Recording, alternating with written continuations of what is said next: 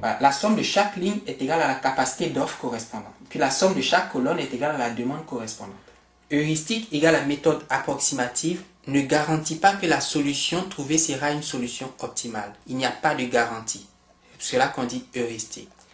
Avec ces heuristiques, nous allons chercher une solution initiale au problème de transport. Nous allons chercher une solution initiale. En fait, nous allons chercher une solution initiale, mais une solution initiale qui est dite réalisable ou admissible, qui satisfait les contraintes, et qui est aussi une solution de base. On va donc chercher une solution de base réalisable. Une solution de base réalisable.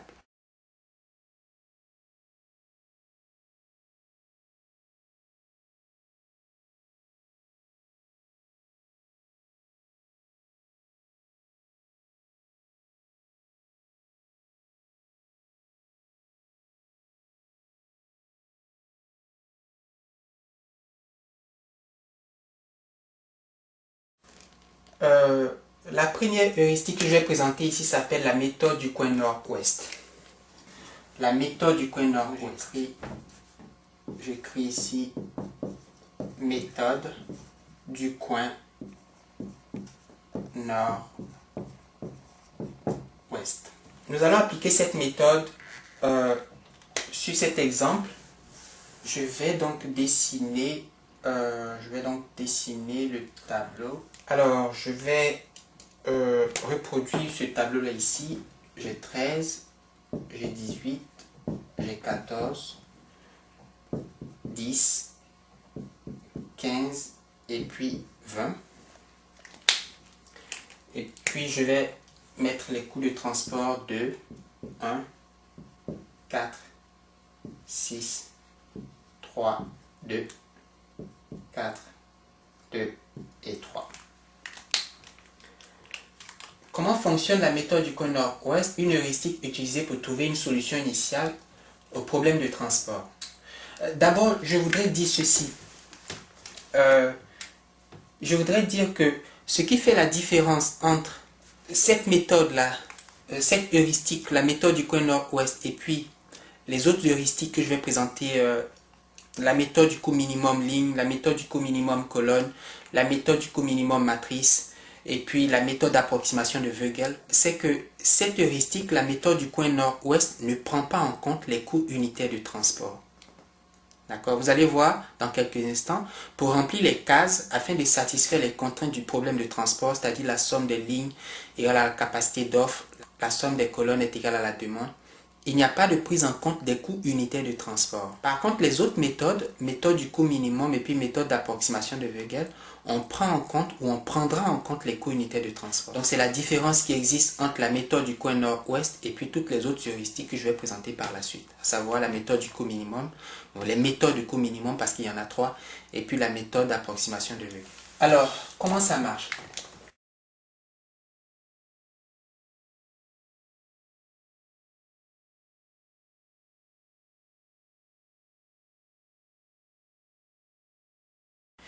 L'idée est de remplir la case qui se trouve le plus au nord et à l'ouest. Alors, où se trouve le nord? Le nord c'est ici. Et puis l'ouest c'est ici. Donc le nord, l'ouest, l'est et le sud. D'accord? Ça c'est le sud et puis ici on a l'est. On va toujours remplir la case qui se trouve le plus au nord et à l'ouest. D'où le nom méthode du coin nord-ouest. Le coin c'est la case qui est au nord et à l'ouest, qui est le plus au nord et à l'ouest si vous voulez. Donc je commence. Donc, pour ce tableau, on commence par se demander quelle est la case qui se trouve le plus au nord et à gauche et à l'ouest. D'accord? Au nord et à l'ouest, c'est forcément cette case. Cette case est au nord. Vous voyez, elle est au nord par rapport à cette case, parce que celle-là est au sud. Et à l'ouest, cette case est au nord, mais elle n'est pas plus à l'ouest que cette case. Donc, c'est cette case qui est le plus au nord et à l'ouest. Donc, c'est cette case que nous allons remplir. Alors, cette case, qu'est-ce qu'elle nous dit? Elle nous dit qu'on doit mettre ici une quantité. Cette quantité, je vais l'appeler x11. Ouais, vous vous souvenez qu'on a xij. XIJ étant la quantité de matière qui sera transportée de l'usine I vers le magasin J. Donc X11, ligne 1, colonne 1. Alors, quelle est la valeur de X11? Qu'est-ce qu'on va mettre comme valeur dans cette case? Je mets X11 égale à point d'interrogation pour montrer que la valeur qui sera mise ici sera la valeur de la variable X11. Nous savons que le magasin 1, la première colonne, donc le magasin 1, demande 13 unités. D'accord? Le magasin 1 demande 13 unités. Je vais effacer ça parce que il y a un certain nombre de choses que je vais écrire. Le magasin 1, qui est la colonne 1, demande 13 unités, alors que l'usine 1, qui est la ligne 1, ne peut offrir que 10 unités. Nous allons donc mettre ici les 10 unités que peut offrir l'usine 1. D'accord, cette ligne-là. L'usine 1 peut offrir 10 unités au magasin 1 qui en demande 13. Alors, je vais donc barrer 13 et puis mettre 3. Pourquoi je mets 3? Parce qu'il y a encore 3 unités en demande. Parce qu'il demande 13, mais lui ne peut offrir que 10. Donc, je mets les 10 unités et lui aussi, je le barre. Et je ne vais pas seulement barrer, je vais mettre un trait comme ça pour dire que cette ligne est saturée. Vous voyez, parce que vous avez 10 plus 0 égale à 10, donc on a satisfait les contraintes. Donc on ne peut plus mettre des valeurs ici. Ou du moins, ces deux cases doivent rester vides.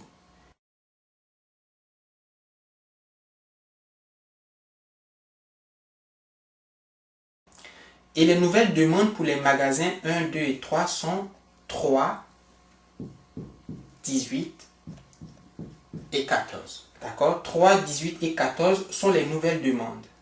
On avait au départ 13, 18 et 14. Maintenant, on a 3, 18 et 14. Et les offres sont 0, 15 et puis 20. 3, 18, 14, 0, 15, 20. On ne s'occupe plus de ces cases, donc on va travailler qu'avec le sous-tableau. Ouais, donc on avait la matrice 3 par 3. Maintenant, on a une matrice 2 par 3. Donc on va travailler avec le tableau qui reste. Alors, dans ce tableau, quelle est la case qui est le plus au nord et à l'ouest? D'accord? Dans ce nouveau tableau, quelle est la case qui est le plus au nord et à l'ouest? Souvenez-vous que cette méthode, nous travaillons avec l'heuristique qui coin nord-ouest.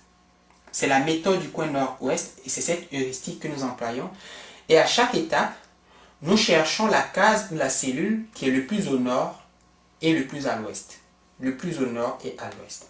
Bien, le plus au nord, ce sont les cases, cette case, cette case et cette case. Mais le plus au nord et à l'ouest, c'est cette case. Et pour remplir cette case, nous allons nous demander quelle est la demande pour cette colonne. Eh bien, la demande pour cette colonne est de 3 unités. La demande pour cette colonne, pour ce magasin, toujours le magasin 1, est de 3 unités. La capacité d'offre de l'usine 1 est rendue nulle, est 0, donc il faut passer à l'usine 2. Et puis de toute façon, on fait l'intersection de la ligne avec la colonne. Donc, or je suis ici, donc colonne, ligne, donc je travaille avec 3 comme demande et puis 15 comme offre. Puisque l'offre est supérieure à la demande, donc je peux mettre ici 3 et puis barrer ces 3 là, mettre ici 0 et puis barrer ces 15 et mettre ici 15 moins 3 égale à 12. Donc je dis que ce magasin a besoin de 3 unités et on peut trouver ces 3 unités chez l'usine 2 dont la capacité d'offre est de 15 unités et en faisant 15 moins 3, il reste 12 unités en stock pour l'usine 2. Et puisque 10 plus 3 égale à 13, 10 plus 3 égale à 13, la demande pour le magasin 1, alors je mets ici un trait pour dire que cette colonne est saturée. Pour dire que cette colonne est saturée. Donc 10 plus 3 égale à 13, 10 plus 0 égale à 10. Nous travaillons maintenant avec ce tableau, ou cette matrice. Donc on est passé d'une matrice 3 par 3, vous voyez ce grand tableau, à une matrice 2 par 3, ce rectangle, 2 lignes, 3 colonnes. Et à la troisième étape, on travaille avec une matrice 2 par 2. Donc 3 par 3, 2 par 3, 2 par 2. Alors, quelles sont les nouvelles capacités d'offre et les nouvelles demandes? Donc, j'ai 0, ici j'ai 18, ici j'ai 14, 0, 0, 12 et 20. D'accord? Donc, 0 demande, 18 unités demandées, 14 unités demandées, 0 offre ou 0 unité offerte. L'usine 1 ne peut plus offrir puisque cette ligne est saturée. Le magasin 1 ne peut plus demander puisque la demande est nulle ou ne demande plus. Et puis, l'offre de l'usine 2 qui était de 15 unités est devenue 12 unités. Alors, dans ce tableau, dans cette matrice, dans ce carré, matrice 2 par 2, la case qui est le plus au nord et à l'ouest, le coin nord-ouest, la case ou la cellule qui est le plus au nord et à l'ouest, c'est cette cellule, c'est cette case. Donc, nous allons remplir cette case. Cette case est à l'intersection de cette ligne et de cette colonne. Cette case est à l'intersection de cette ligne et de cette colonne. Or, cette colonne, c'est le magasin 2 qui demande combien? 18 unités, alors que cette ligne, c'est l'usine 2 qui ne peut offrir que 12 unités. Donc, nous allons mettre ici les 12 unités offertes par l'usine 2 et je barre ici et je mets 0. En donnant 12 unités, il n'y a plus rien en stock. Et je barre les 18 pour mettre ici 18 moins 12. 18 moins 12, ça fait 6. 3 plus 12, ça fait 15. Donc ici, je ne mets rien. Ou du moins, je mets 0. Donc 0 plus 12 plus 3, ça fait 15. Ça veut dire que cette ligne est saturée. Donc en mettant 12 unités dans cette case, dans cette cellule, je satisfais la contrainte qui dit que la quantité dans cette case, plus la quantité dans cette case, plus la quantité dans cette case, doit être égale à la capacité d'offre de cette ligne, c'est-à-dire de cette usine qui est l'usine U2, donc qui est, je barre ici, ici je n'avais pas barré, donc je barre, je satisfais ça, donc j'ai mis ici 12. On a enlevé cette ligne, et puis cette ligne, et puis cette colonne, donc il nous reste ce morceau de tableau, cette matrice 1 par 2. Et les demandes sont 0, 6, 14, 0, 0 et 20. 0, 0 et 20. Alors je vais...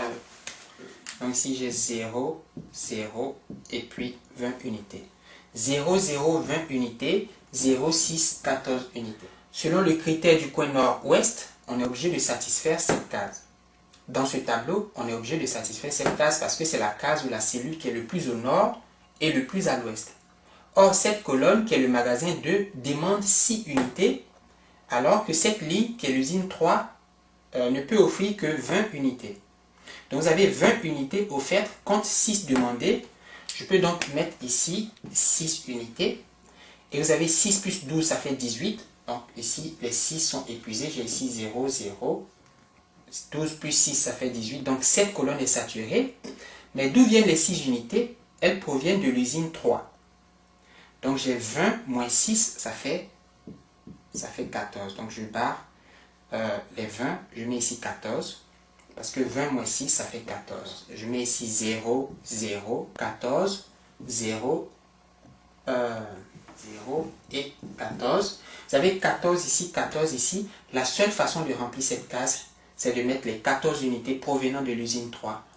Donc, on va donner 14 unités en stock dans l'usine 3 au magasin 3 qui demande 14 unités. La solution initiale proposée par la méthode du coin nord-ouest, c'est une solution qui recommande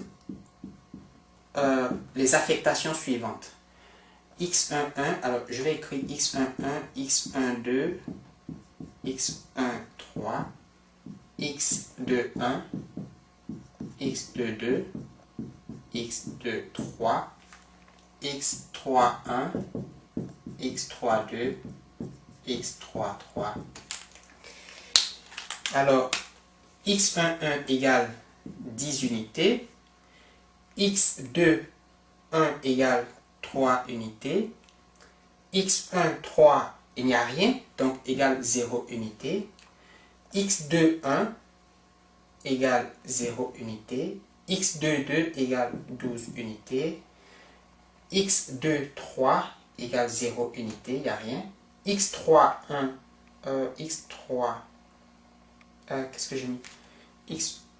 oh oui, x13, donc x13 c'est 0 unité, c'est ici, donc x13 c'est ici, mais x23, x31 c'est plutôt ici. Donc lui, il correspond à ça, 0, x32, 6 unités, et puis x33, 14 unités. Et on peut calculer le coût de transport associé à cette solution initiale.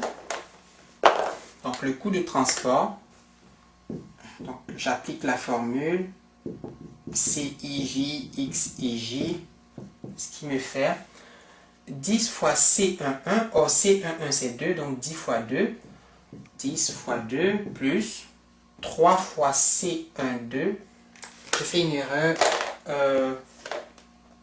1, 2 c'est 0, ça c'est 0, et 2, 1 c'est 0, non, 2, 1 c'est 3, donc 1, 1, 2, 1, 3, 1, 1, 1, 2, 1, 3, 1, et puis 1, 2, 2, 2, puis 3, 2, c'est 6, et puis 1, 3, 2, 3, et puis 3, 3. Ok, très bien. Donc vous avez 10 fois 2, 10 fois 2, donc vous faites 10 fois 2, plus 3 fois 6, plus 3 fois 6, plus 12 fois 3, plus 6 fois 2, plus 14 fois 3. C'est ça. Ça fait 20 plus 18 plus 36 plus 12 plus 48, 42. Donc moins 6 égale 128. Donc ça fait, si j'ai bien fait les calculs, ça fait 128 unités monétaires. 128 unités monétaires sont 128 $.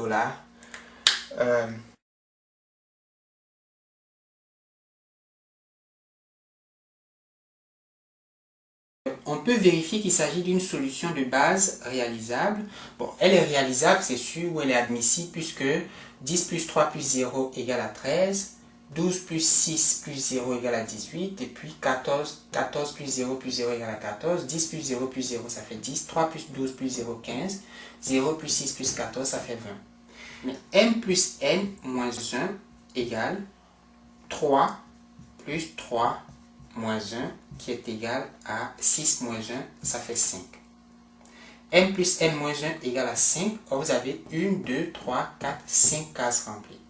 1, 2, 3, 4, 5 cases remplies. Donc m plus n moins 1 égale au nombre de cases pleines, solution non dégénérée.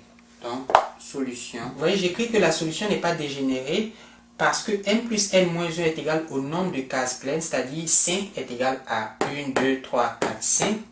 Mais aussi parce que on ne peut pas faire de cycle. Si je prends, vous avez 1, 2, 3, 4, 5, ok? Prenez n'importe quel sous-ensemble des cases pleines. Prenez n'importe quel sous-ensemble des cases pleines. Par exemple, je prends ça, ça et puis ça. Vous ne pouvez pas boucler. Vous ne pouvez pas faire un cycle. Vous allez dire, ok, je vais faire comme ça, comme ça, comme ça, mais vous ne pouvez pas arriver ici parce qu'il n'y a rien ici. Donc, il n'y a pas de cycle. Vous pouvez faire comme ça, comme ça, comme ça. Vous ne pouvez pas venir ici parce qu'il n'y a rien.